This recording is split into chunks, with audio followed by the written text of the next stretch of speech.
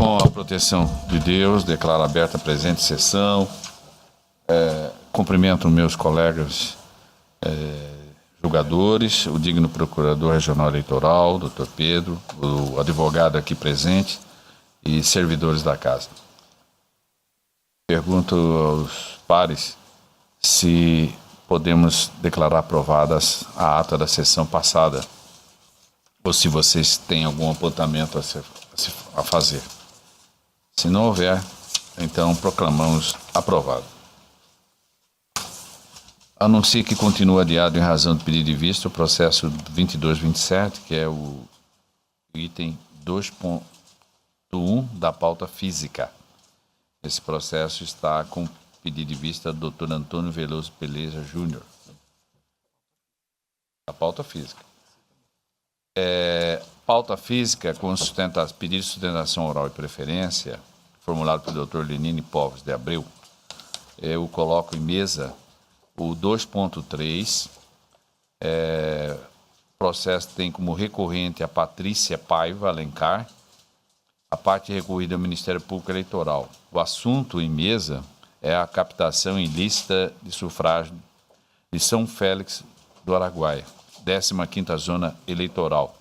Esse processo é da relatoria da colega doutora Vanessa Curti Perenha, que está com a palavra. Presidente, só um momento que eu estou tentando...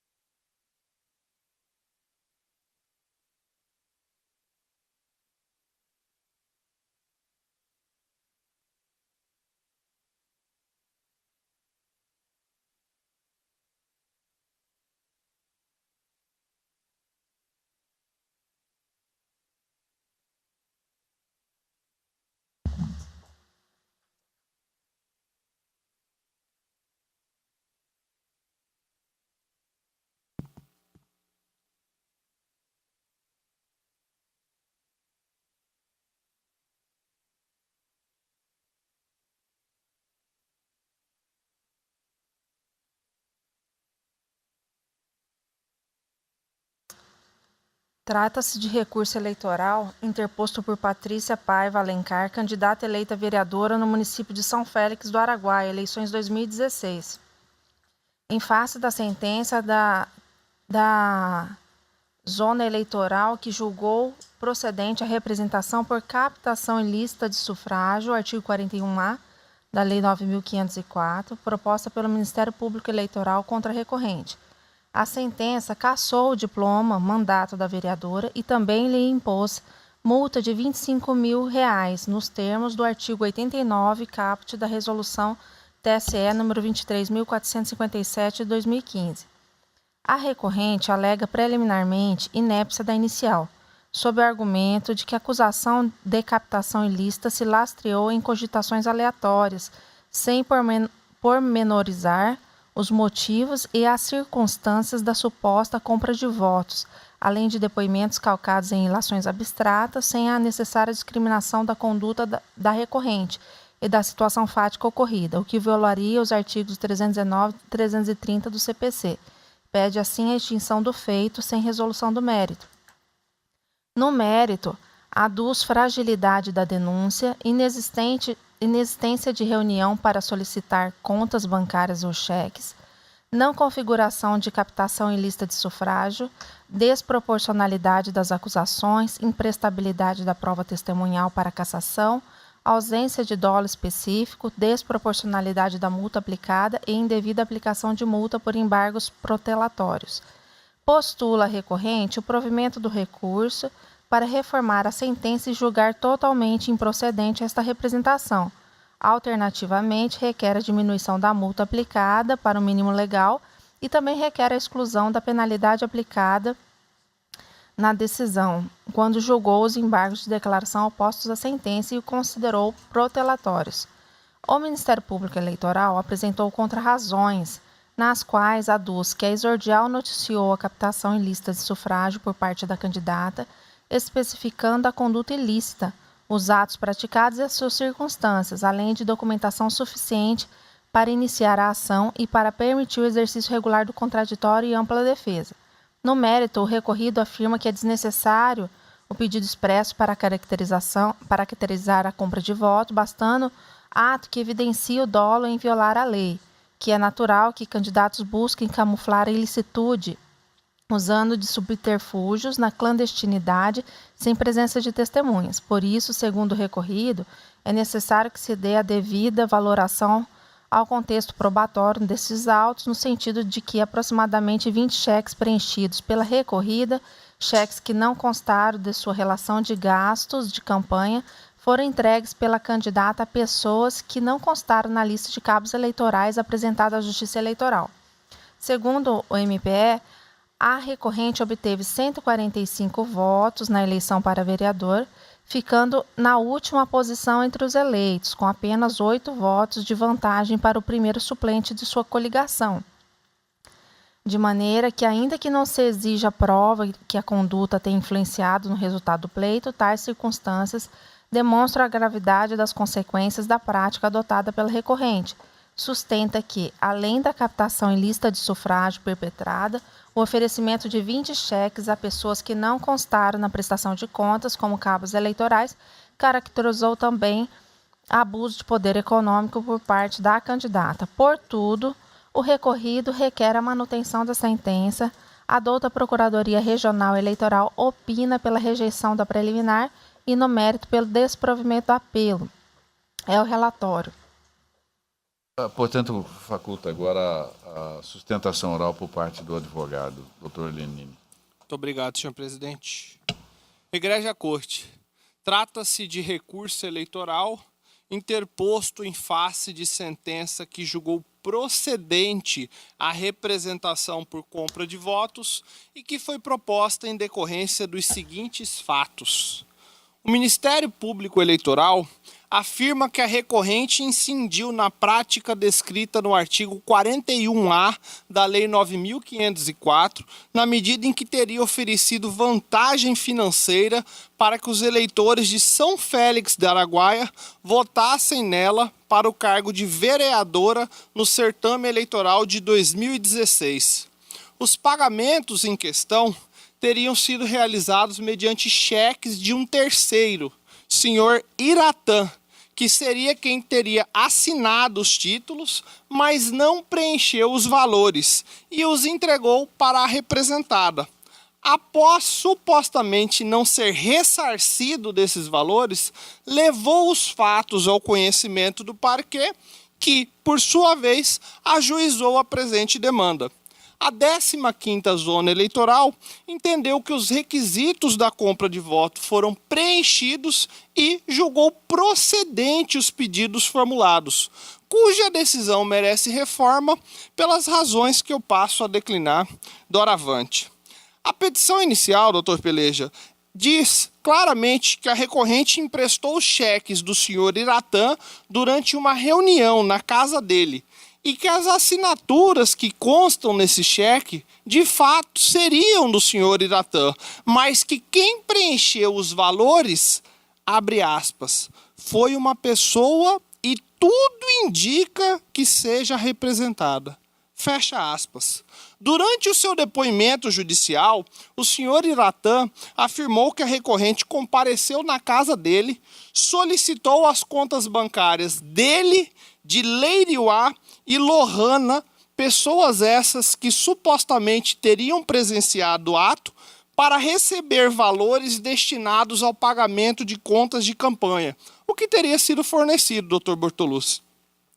Posteriormente, a vereadora teria retornado à casa do senhor Iratã, afirmando que não conseguiu fazer as transferências bancárias e, portanto, solicitou 20 folhas de cheques que Lohana iria buscar. Questionado acerca da finalidade desses cheques, o senhor Iratã afirmou durante a audiência que desconhecia. O membro do Ministério Público perguntou ao Dr. Jackson, para onde que foi esses cheques? E o senhor Iratã respondeu, o desembargador Pedro Sakamoto, eu não sei. O cheque foi para fazer pagamento da campanha, né? Pagamento dos funcionários dela da campanha lá no Redil. Então, o digno membro do parquê alertou que a testemunha tinha dito outra coisa quando prestou o depoimento na sede do Ministério Público, fazendo, então, com que o senhor Iratã mudasse de versão e passasse, então, a afirmar que os cheques não eram para pagamento de campanha, mas para compra de votos. Disse o membro do Ministério Público, não foi isso que o senhor disse aqui no processo. E o Iratã respondeu, lembrando do que eu falei, pagar os funcionários das compras de voto dela, né? E ela me pediu para pagar, fazer os pagamentos de compra de voto. Além de mudar de versão, o que por si só já demonstra a fragilidade do depoimento, Leiriuá e Lohana, testemunhas arroladas pela acusação e que supostamente presenciaram este ato, afirmaram que jamais participaram de reunião na casa do senhor Iratã em conjunto com a recorrente e que nem tampouco forneceram conta bancária para quem quer que seja. Paralelamente a isso, Dr. Bortolucci, restou comprovado na audiência de instrução e julgamento que o senhor Iratã era encarregado de atividades políticas de outros candidatos naquela região. Inclusive ele, o Iratã, forneceu cheques pessoais dele para inúmeros cabos eleitorais que estavam sob sua orientação naquela localidade. E ele não trabalhava para a recorrente, ele trabalhava para outros candidatos naquele pleito.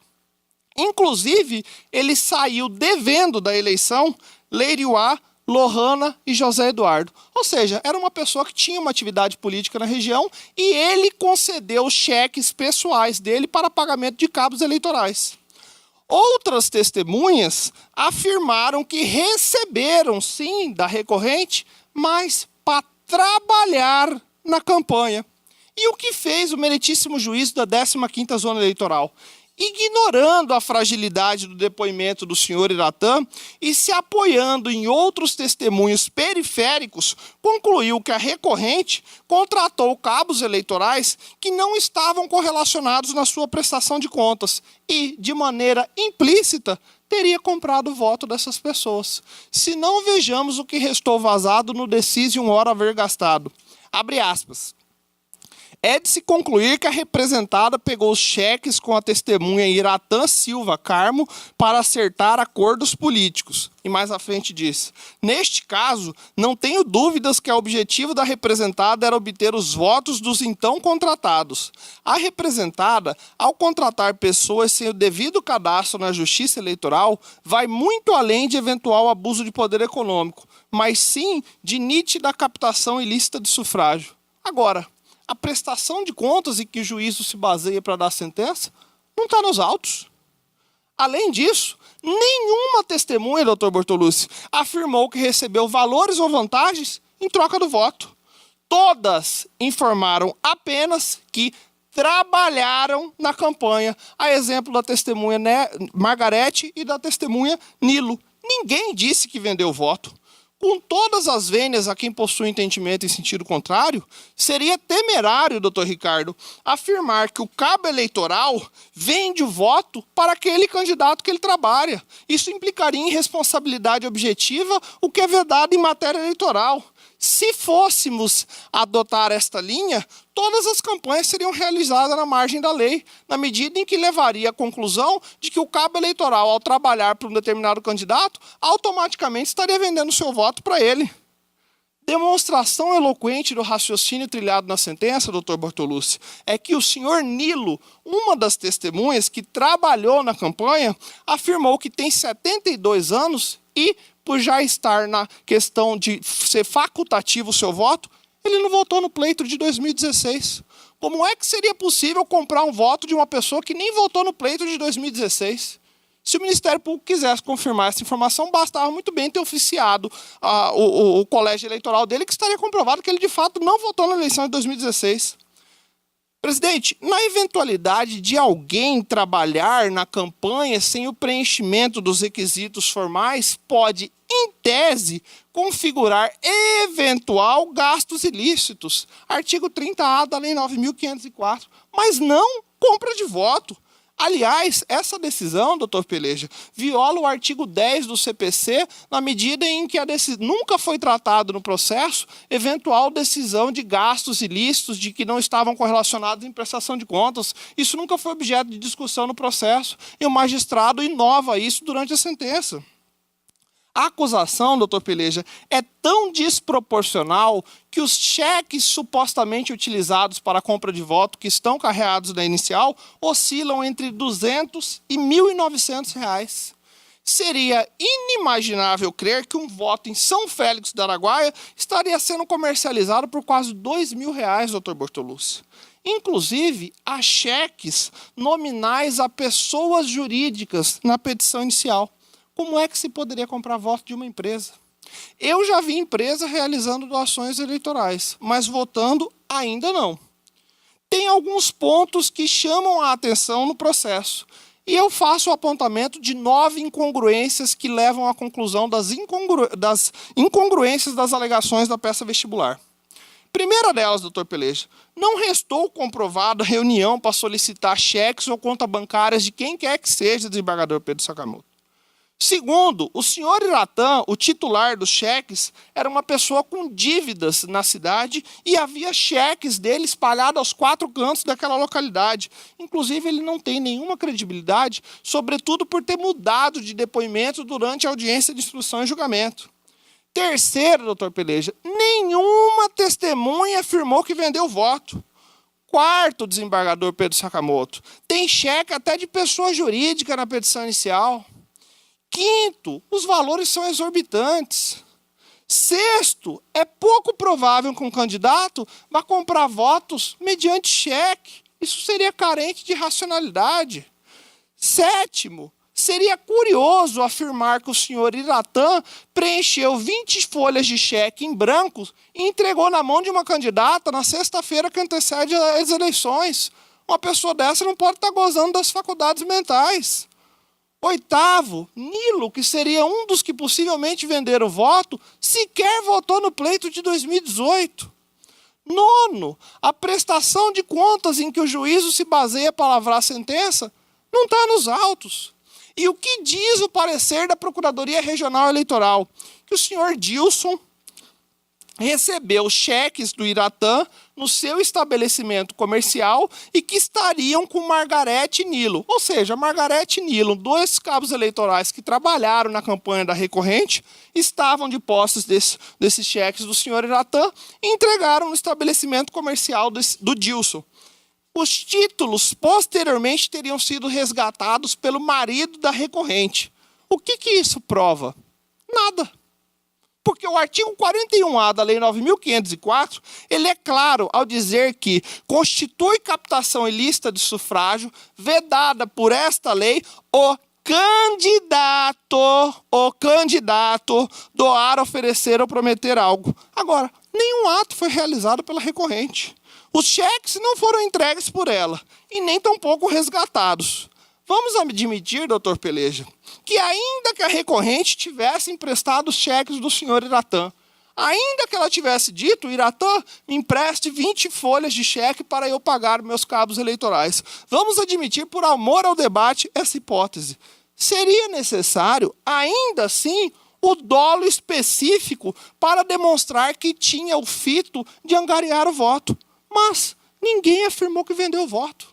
Ou seja, na remota hipótese de ela ter emprestado esses cheques do senhor Iratã para pagamento de cabo eleitoral, inexiste o dolo específico, sobretudo porque ninguém afirmou que vendeu o voto. Essa situação, senhor presidente, me faz lembrar os pleitos anteriores, ocasião em que era admissível a cassação fundada exclusivamente em prova testemunhal. Essa situação, doutor Peleja, estimulava que os derrotados solicitassem aos seus apaniguados, doutora Vanessa, para que afirmassem que venderam o voto para o candidato vencedor, sobretudo porque isso poderia resultar em sua cassação com consequente assunção do segundo colocado ao cargo.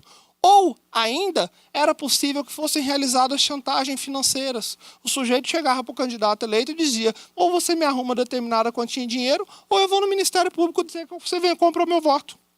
O legislador, visando expurgar práticas dessa natureza do cenário político brasileiro, editou a Reforma 13.165 de 2015, para alterar essa situação, doutora Vanessa. Primeiro, para impossibilitar que o segundo colocado possam assumir após condenação do primeiro colocado. E segundo, para vedar a perda do mandato em caso de prova exclusivamente testemunhal. Artigo 368-A do Código Eleitoral. E o caso em apreço, doutor Bortolucci, se amolda perfeitamente no que acontecia antigamente, doutor Ricardo.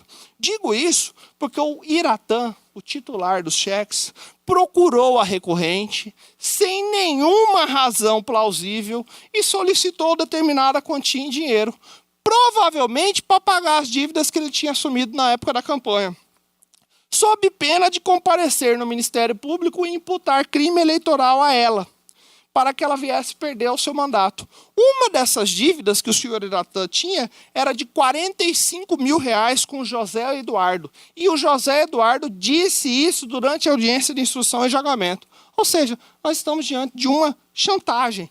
Essa situação originou o registro do competente boletim de ocorrência lavrado antes da propositura da ação, o qual encontra-se assim vazado. Abre aspas. A comunicante informa que Bira Iratã Silva Carmo esteve solicitando que ela o ajudasse, pois ele estava passando por problemas financeiros, que a comunicante negou tal ajuda. Tendo em vista a negativa, o suspeito começou a ameaçar, imputando-lhe supostamente crimes eleitorais, que antes tais ameaças estariam sendo direcionadas ao candidato a prefeito, Baú, José Antônio de Almeida, mas que agora seriam direcionadas à comunicante, tendo em vista que Baú perdeu as eleições e a comunicante estaria mais uma vez eleita. Fecha aspas. A jurisprudência dos nossos tribunais é cristalina, doutor Bortolucci, no sentido de que deve haver prova robusta apta a ensejar a cassação por captação ilícita de sufrágio, sob pena de se configurar uma brutal violação à soberania popular. E o que há nos autos?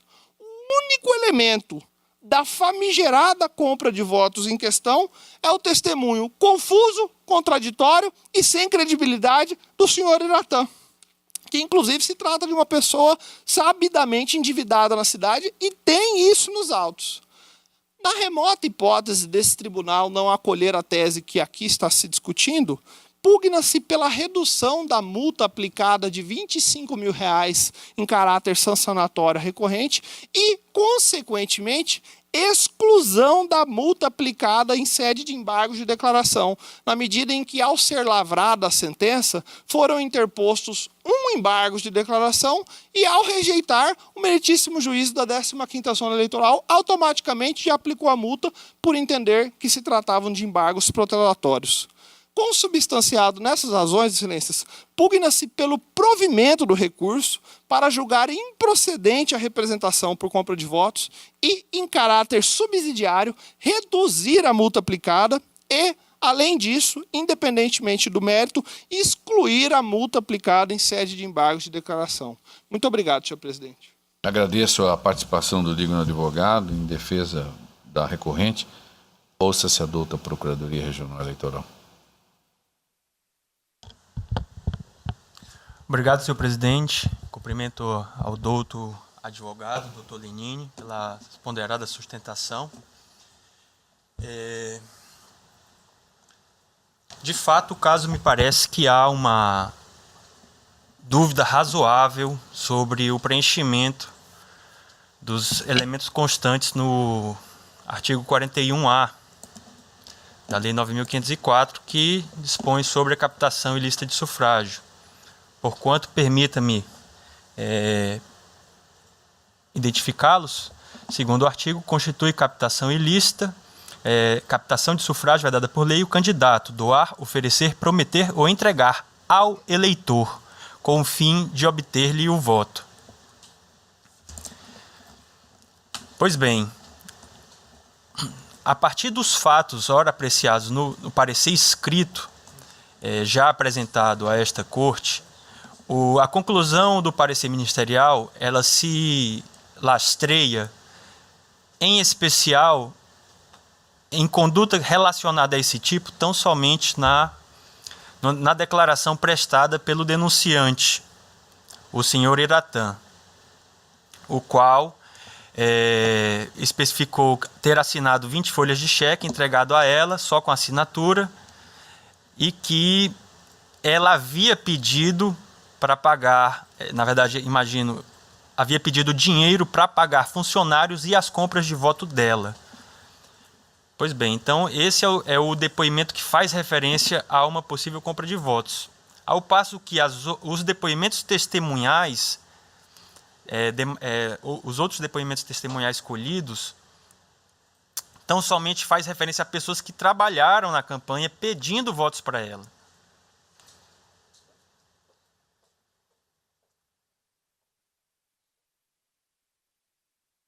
Ou seja, não há nenhuma indicação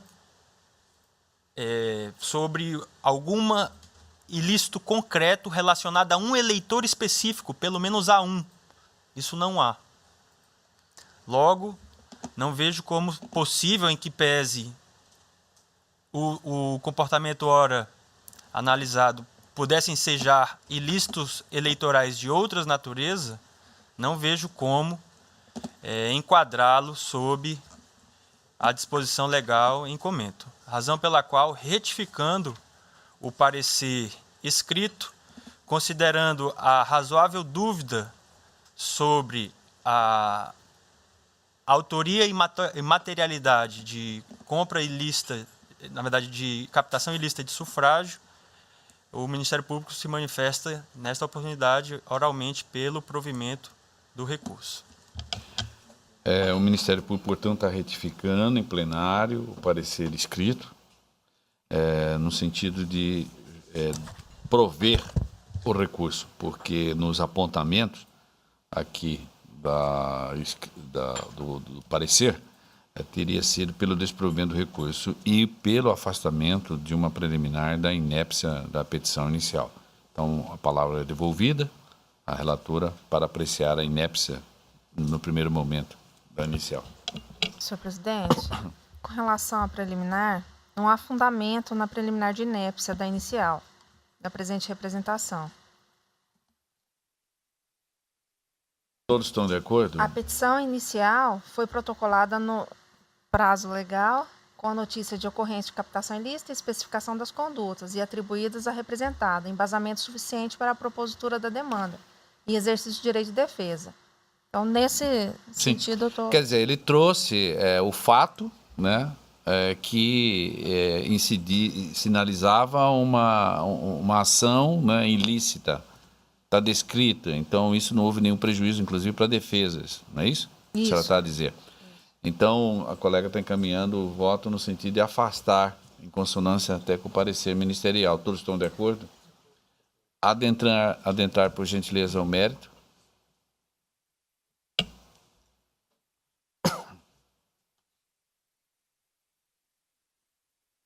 A ação tem por fundamento a alegação de que a recorrente, candidata ao cargo vereadora do município de São Félix do Araguaia, nas eleições de 2016, fez campanha eleitoral prometendo, oferecendo e entregando vantagem pessoal, dinheiro, em favor de 20 pessoas, eleitores do mencionado município, com o objetivo de obter o voto.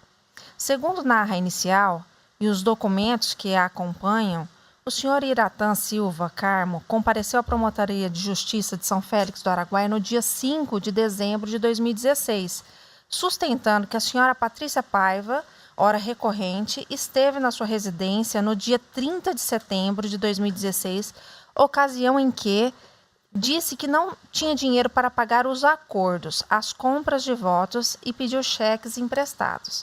O senhor Iratã afirmou na denúncia que entregou à candidata um talão inteiro, em branco, só assinado, e na reunião do dia 30 estavam presentes a senhora Leriwa e o senhor Leriwa e a sua esposa, Lohana, os quais emprestaram as contas bancárias para que a Patrícia fizesse o depósito dos valores.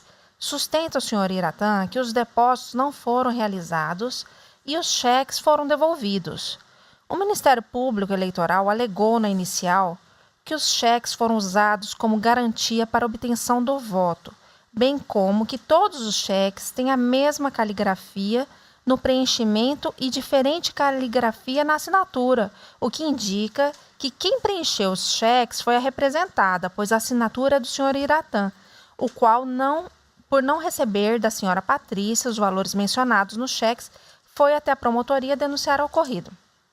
Em suma, aduziu que o fato é que fizeram uma reunião eleitoral arquitetada com o fim específico de obter os votos dos eleitores e a representada obteve um talão de cheque que entregou e realizou o pagamento com escopo final de obter votos. Pediu a condenação da representada pela prática de captação ilícita nos termos do 41A.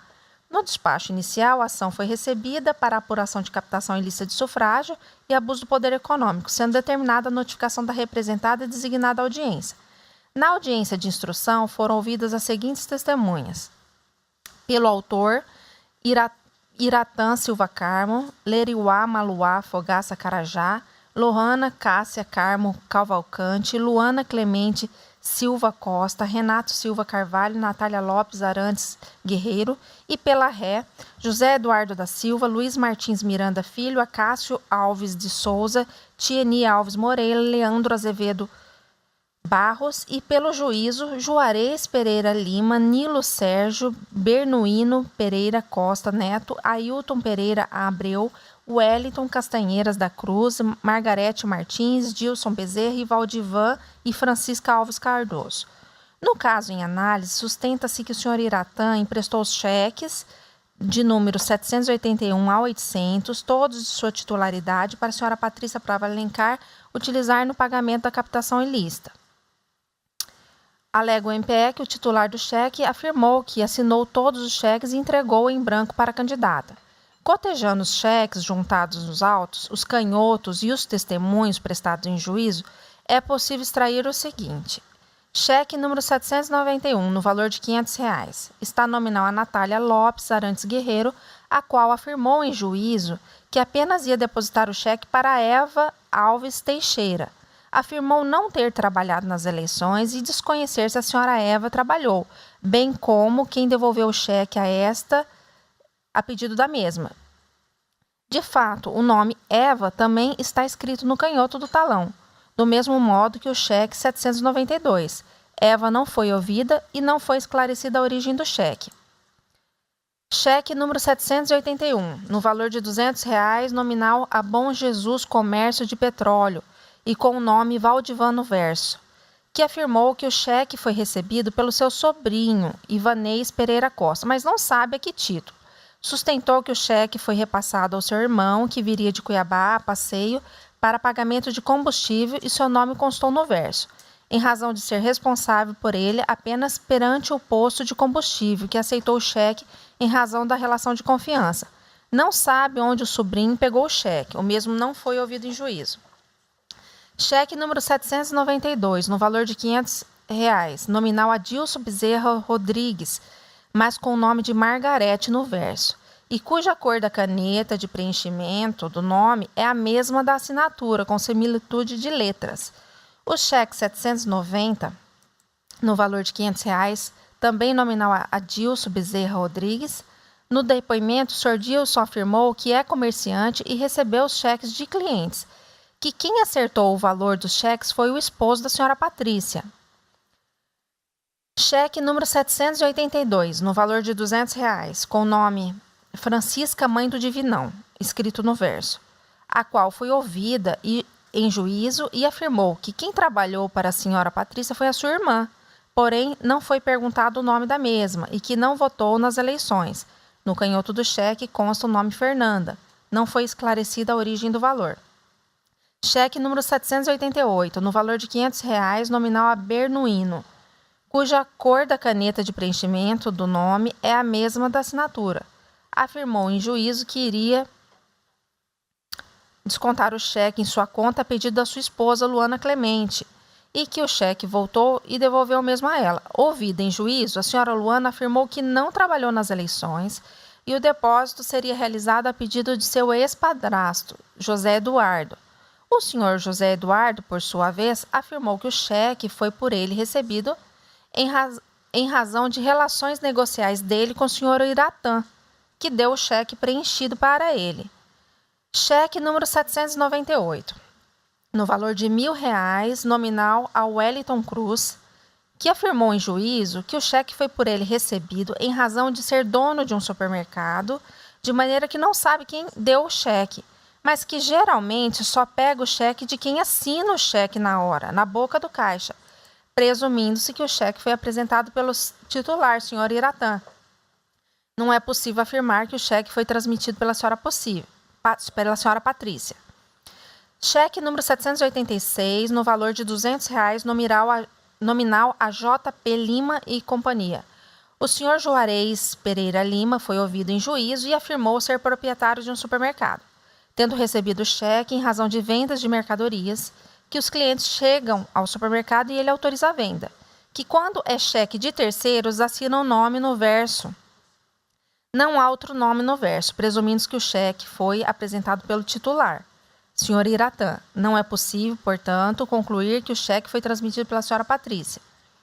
Cheque número 785, no valor de R$300, assinado o nome de Nilo Sérgio no verso, que, ouvido em juízo, afirmou que recebeu o cheque da senhora Patrícia Paiva em razão de trabalhos prestados para a candidata nas eleições por 20 dias, mas sem compromisso de voto, bem como que não votou nas eleições por ter mais de 70 anos, e confirmou que recebeu o cheque da senhora Patrícia, mas em razão de ter trabalhado para ela, que não vota mais.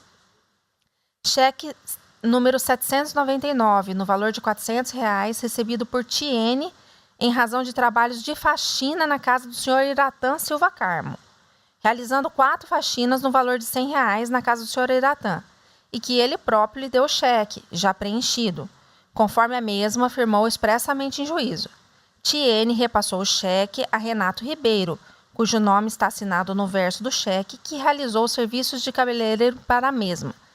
Renato Ribeiro confirmou que recebeu o cheque de senhora Tiene e que repassou o mesmo para a loja de materiais de construção, que não trabalhou nas eleições. Cheque com escrita em azul e assinatura em preto. Está escrito Patrícia Paiva no canhoto do cheque, mas os testemunhos são claros que quem transmitiu o mesmo foi o próprio titular. Cheque número 796, no valor de R$1.900, nominal a Lohana, que expressamente afirmou ter trabalhado nas eleições com o senhor Iratã, nas eleições da Lagoa da Confusão, e que recebeu o cheque das mãos dele, que o cheque foi entregue preenchido pelo mesmo, depois das eleições. Tal foi confirmado pelo senhor Leriva em juízo, esposo de Lohana, tendo em vista que o cheque foi emitido para pagamento dos serviços dos dois nas eleições do senhor Iratã, na Lagoa da Confusão, em aldeia indígena, para o candidato Nilcinho e pastor João. Cheque número 787, no valor de R$800, nominal a Ailton Pereira Abreu, que, ouvido em juízo, afirmou ter recebido o cheque das mãos do senhor Iratã, em razão de serviços de pedreiro prestados no escritório do senhor Acácio, no final de setembro. Cheques número 783, 784, 789, 793, 794 e 795 não foram mencionados nos depoimentos e não possuem nome no verso ou anverso, não sendo possível identificar o destino-origem. Diante da análise dos depoimentos e dos cheques, cai por terra a afirmação de que todos os 20 cheques foram entregues em branco para a senhora Patrícia, conforme afirmado na denúncia. De fato, não obstante todos os cheques terem sido assinados em caneta preta e preenchidos em caneta azul, não é possível afirmar que todos foram preenchidos pela mesma pessoa, nem que essa pessoa foi a candidata Patrícia, ora recorrente, pois são várias as caligrafias de preenchimento. Além disso, não foi realizada prova técnica para verificar quem preencheu cada cheque. Na respeitável sentença, o juiz Acó parece ter entendido que os cheques 782, 784, 785, 786 até o 789 foram utilizados pela candidata representada. Da análise dos testemunhos em juízo, conforme itens acima, só é possível afirmar que a candidata se utilizou dos cheques número 785, pago a Nilo Sérgio, e dos 790 e 792, pagos ao Mercado Bezerra, para pagamento de cabos eleitorais. Em relação aos cheques 786, 788, 789 e 799, conclui-se, a partir dos depoimentos prestados, que foram repassados pelo próprio titular e não pela candidata. Quanto aos demais cheques, 791, 784, 789, 793, 794 e 795, inexistem elementos que possam indicar com precisão quem utilizou dos mesmos. Assim, não é possível concluir que todos os cheques com o nome Patrícia Paiva, no verso do canhoto, foram entregues à mesma, tendo em vista que os cheques 796 e 799, não obstante essa informação, foram entregues pelo próprio senhor Iratã, como visto assim. Pois bem, da análise do acervo probatório já narrado, pode-se concluir que a representada se utilizou de alguns cheques do senhor Iratã Silva Carmo para pagamento de cabos eleitorais, que não foram declarados em sua prestação de contas, cheques 785, 790 e 792. Cabe verificar se tal situação é passível de configurar captação ilícita de sufrágio ou abuso do poder econômico, como entendeu o juiz Acó, que asseverou na sentença. Aí aqui eu trago um trecho da sentença que eu peço vênia para não ler. No caso em tela, entendo que o conjunto de provas não favorece a configuração do ilícito em questão. Percebe-se que o juiz Acó concluiu que o objetivo da representada era obter votos dos contratados, pois entregou o cheque como garantia de pagamento. Porém, as provas carreadas aos autos não permitem concluir de maneira segura e cabal que a recorrente tenha ofertado vantagem em dinheiro com o intuito de angariar votos. A omissão de receitas, despesas em prestação de contas, por si só, não leva à configuração de captação ilícita de sufrágio e abuso de poder. As testemunhas Margarete Martins e Nilo Sérgio foram expressas no sentido de que receberam os cheques em razão de terem trabalhado para a candidata. Tanto a testemunha Nilo Sérgio, de 72 anos, ouvido em juízo, disse o seguinte: Juízo, o senhor recebeu algum cheque? Nilo Sérgio: eu peguei um cheque da Patrícia de 300 conto. Eu trabalhei para ela uns 20 dias, e tenho um cheque dela, mas sem compromisso de voto. O senhor fazia de trabalho para ela. Uai, colocava bandeira, pedir voto. Eu tinha uma motinha velha, saía pedindo voto para ela. O senhor estava cadastrado na Justiça Eleitoral? Não, senhor, não estava cadastrado, só de boca mesmo. O senhor votou ano passado? Eu não voto mais, eu voto se eu quiser, 72 anos. Não votou não? Não, senhor. Por sua vez, a testemunha Margarete Martins disse: Juízo, compra de votos com esses cheques aqui, o que a senhora sabe disso? Margarete: eu não sei de nada dessa história de cheques de compra de votos. Sabe nada? Não, digo assim, dela ter comprado o voto eu não sei. Mas para que era o cheque? Margarete: o cheque? Porque eu trabalhei para ela, fiz campanha, trabalhei para ela. Como é que a senhora recebeu o cheque? Uai, de serviço que eu trabalhei para ela. Quanto tempo a senhora trabalhou? 1 mês, outubro. A senhora depositou esse cheque? Não, levei no mercado de um conhecido meu, Bezerra. A senhora fazia parte do corpo de cabo eleitoral dela? De cabo eleitoral? Parte como? Se eu assinei? Não assinei nada. Todo dia a senhora ia trabalhar? Sim, de 1 hora até 5 horas. Às vezes, até passava do horário, até 6 horas. Chegava, fazia meu serviço e ia para as ruas. Promotor: como era o serviço que você fazia? Uai, pedir voto, só bater nas casas, pedir voto. Desta forma, conforme doutrina e jurisprudência, a captação ilícita de sufrágio, nos termos do artigo 41A, aperfeiçoa-se com a conjugação dos seguintes elementos: a realização de qualquer das condutas típicas do 41A, doar, oferecer, prometer ou entregar bem ou vantagem pessoal de qualquer natureza ao eleitor, bem como praticar violência ou grave ameaça ao eleitor. O dolo específico de agir, consubstanciado na vontade de obtenção de voto do eleitor, por fim, a ocorrência do fato durante o período eleitoral. Assim, Ainda que não haja necessidade de pedido expresso e direto de voto, é imprescindível o especial fim de agir consistente na finalidade de obtenção do voto. No caso, não ficou evidenciado que houve barganha ou troca de votos por dinheiro, mas apenas e simplesmente pagamento de prestadores de serviço em número não significativo, de maneira que não entendo comprovada a existência do dolo específico. A imposição de penalidade por captação ilícita de sufrágio e abuso do poder, por sua gravidade, depende da presença de prova robusta da conduta ilegal, não podendo se fundar em meros indícios ou presunções. Cito jurisprudência.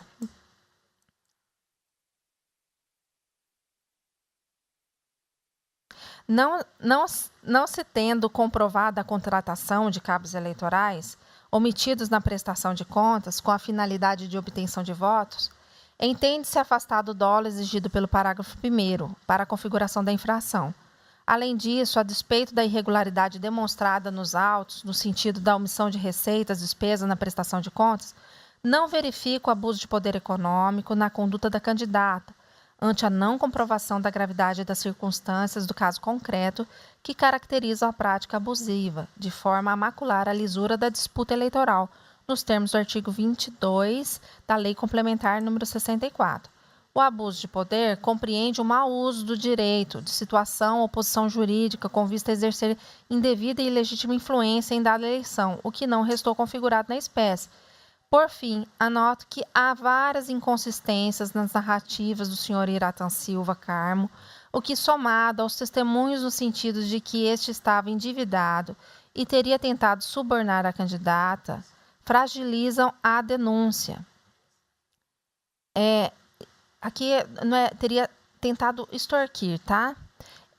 Isso porque, na sua fala em juízo, o senhor Iratan afirmou ter se reunido no dia 30 com a candidata Patrícia, a qual pediu o número de 3 contas para fazer depósito de dinheiro para ela realizar pagamento, ocasião em que ele cedeu o número de sua conta, da conta de Leriva e de Lohana, mas logo após a candidata retornou na sua casa e afirmou que não conseguiu fazer a transferência para as contas, ocasião em que a mesma pediu um talão de cheque emprestado, e ele emprestou 20 folhas, e que foi inclusive Lohana que pagou o cheque e levou para ela. Espera aí.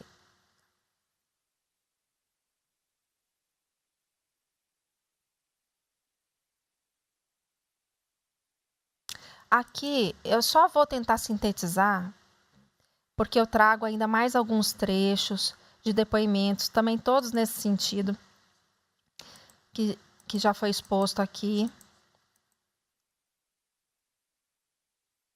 Para concluir, que o voto está bem extenso. Eu estou analisando todas as questões fáticas, analisei prova a prova. E, assim, considerando fragilidade da denúncia e a inexistência de provas robustas para a caracterização da captação ilícita de sufrágio e do abuso de poder, o provimento do recurso é a medida que se impõe. Diante do exposto, agora em consonância com o parecer retificado da Procuradoria Regional Eleitoral, eu voto pelo provimento do recurso interposto por Patrícia Paiva Alencar para reformar a sentença, absolvendo-a da imputação de captação ilícita de sufrágio e abuso de poder. É como voto. Doutor Antônio Veloso Beleza Júnior. Eu concordo integralmente, principalmente porque, no caso dos autos, esse testemunho ele ficou isolado, que vai ao encontro ali do que sintetiza o 368A do Código Eleitoral. Então, voto com a relatora. Doutor Luiz Aparecido Bortolucci. Com a relatora, senhor presidente. Desembargador Pedro Sakamoto. Doutor Ricardo Gomes de Almeida. Com prazer eu acompanho a relatora, porque corri os olhos ao depoimento da testemunha qual o magistrado se baseou a procedência da ação é de uma fragilidade solar, né? Então, e como a digna relatora colocou bem a matéria e anteriormente tinha sido também descrito pelo digno Procurador Regional Eleitoral, que retificou o parecer em plenário, eu acompanho integralmente a doutora relatora. Doutor Jackson Francisco Coleta Coutinho. Eu também acompanho o relator e quero parabenizar o procurador eleitoral pela louvável atitude de retificar o seu parecer, assim, sem demonstrando um desprendimento de vaidade, qualquer outro tipo de conduta, tá? Parabéns.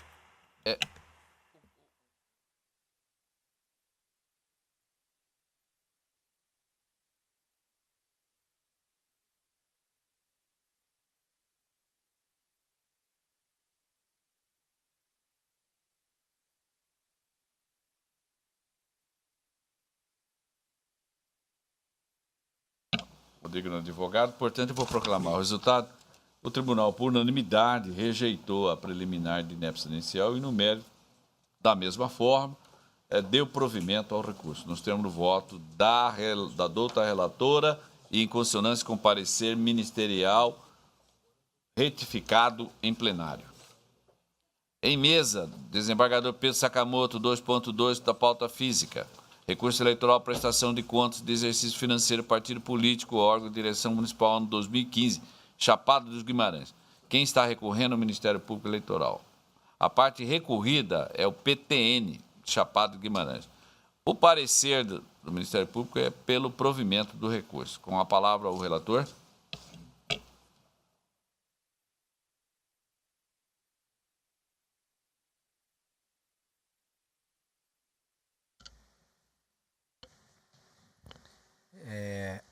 Recurso eleitoral interposto pelo Ministério Público Eleitoral contra sentença proferida pelo juiz da 34ª Zona Eleitoral, que aprovou as contas anuais prestadas pelo Partido Trabalhista Nacional, PTN de Chapada dos Guimarães, referente ao exercício financeiro de 2015.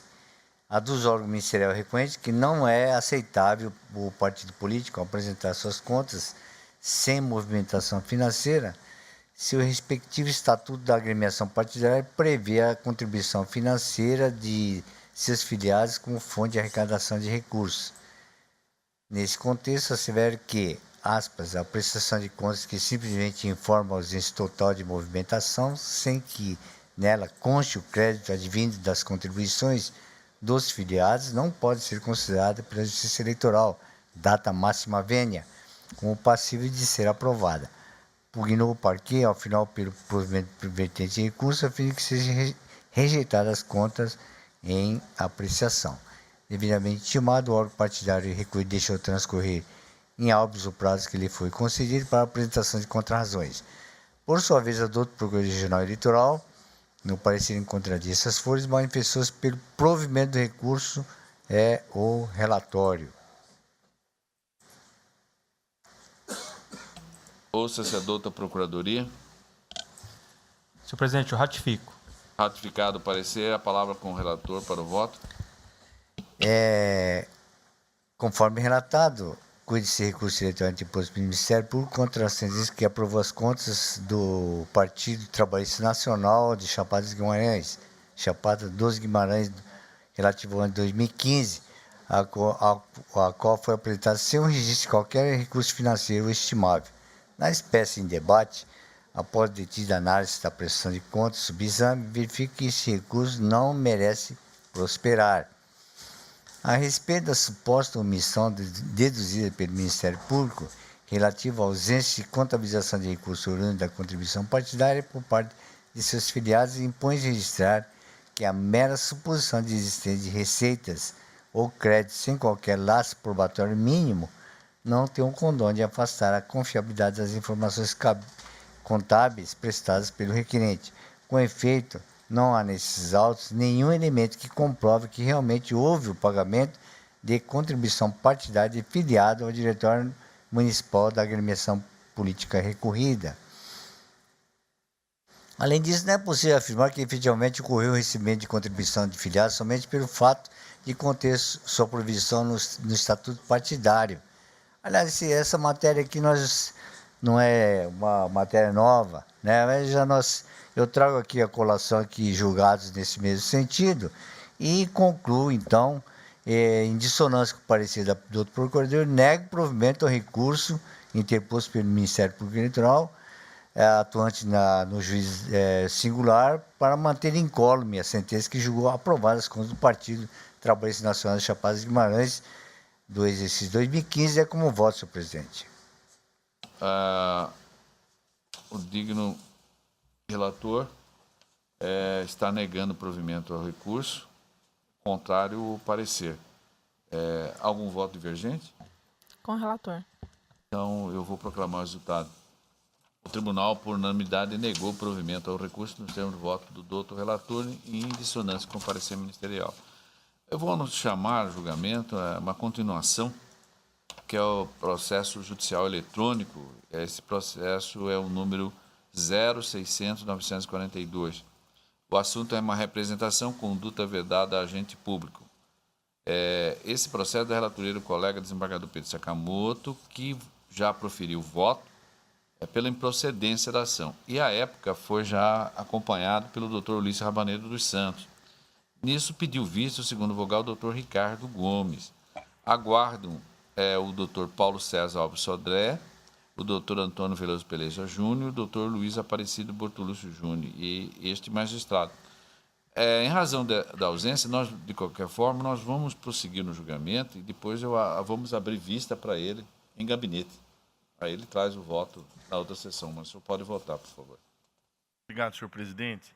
Eu vou pedir licença à corte e vou fazer um voto oral.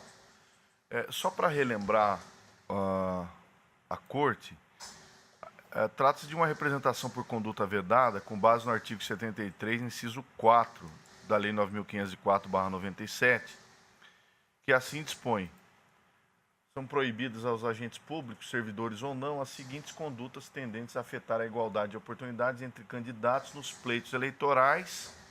E o inciso 4 diz o seguinte: fazer ou permitir uso promocional em favor de candidato, partido político ou coligação de distribuição gratuita de bens e serviços de caráter social, custeados ou subvencionados pelo poder público. Fecho aspas. Senhor presidente, na época eu fiquei com dúvida, porque aqui a matéria fática trazida à apreciação desse tribunal diz respeito à divulgação no Facebook e Instagram, por parte do então candidato José Pedro Tax, de informações ou publicidade relativo ao programa Caravana da Transformação, que foi efetivado pelo governo do estado do Mato Grosso, onde nessas divulgações o representado divulga ou faz publicidade de que foram realizadas mais de 70 mil cirurgias oftalmológicas gratuitas e distribuídas a toda a sociedade. Analisando o contexto fático e também à luz do artigo 73.4, cheguei à mesma conclusão do eminente relator, pela improcedência. E justifico por quê? Porque a norma não proíbe a utilização, a publicidade de feitos da gestão. Proíbe, sim, que essa publicidade seja feita concomitante com a distribuição dos bens, e isso é vedado. Na época que pedi vista, fiquei com dúvidas se havia informações no processo quanto ao período da distribuição dos bens. Ou seja, se essa distribuição de bens se deu pouco tempo antes das eleições.